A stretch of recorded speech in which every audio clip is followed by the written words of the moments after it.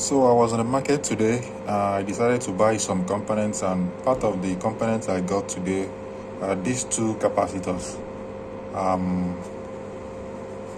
This is 1000 UF 25 volts, 1000 UF 525 volts. So out of curiosity, I say let me test the capacitors before inserting it into my circuit implementation, just to be sure. This is something I regularly do most times, just to be sure that the capacitors will give me what I expect. So what I discovered will shock you. What I discovered after testing these two capacitors. Mind you, I bought these two capacitors from the same shop at the same time. So first of all, let us test this one. Let me keep this one here. Let's test this one. Now, as you can see, currently 0 picofarad. Let me test.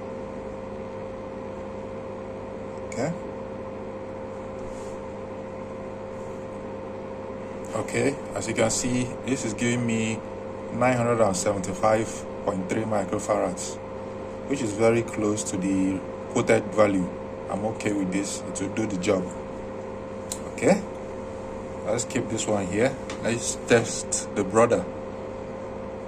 So let's wait for this. Okay, this has cleared now. Let's put it in the tester.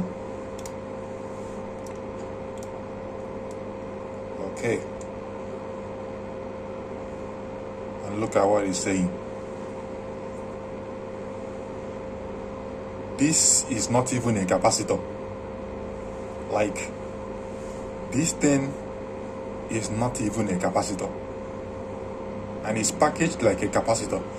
It would have been a different reason if he was giving me a bad reading or an improper reading. This thing looks like a capacitor, but it's not a capacitor. Let me show you again. I insert it to these terminals and I lock it on, and to now show a question mark. He's questioning me that this thing is not even a capacitor. It looks like a capacitor, but it's not a capacitor. What do we call this?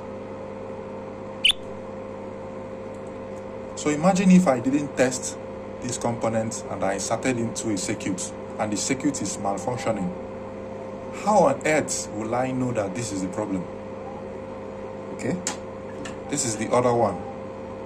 This one is the good one. Now watch. It says 975.3 microfarad.